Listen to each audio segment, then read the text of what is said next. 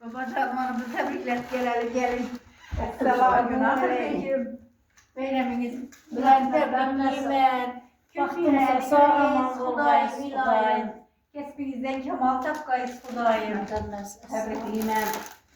Ömrünüz uzak olsun. Yine 20 yıl hizmet etkiysiniz. Şu bağlanın vaxtına, taxtına suyunub ömrünüz uzak olur.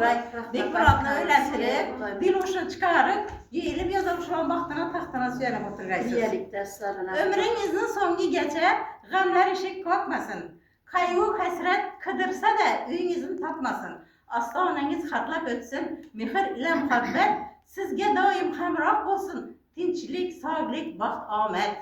Rəhmət. Emmesi baktığımızda sağ olun Xudayım.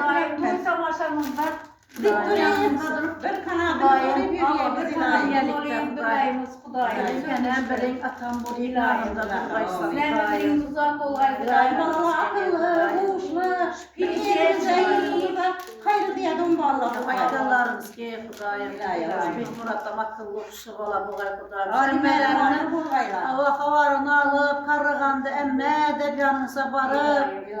Ne balam? Əkesini aklı huşunu bəriyə. Əkesini kalğın ömrünün dik miradı bəriyə. Əkesi akıllı bala bulgay. İşi bağlanı tərbiyələrin siz rəhmət istədim bu qayaq. Faydalarımız geriye Xudayım.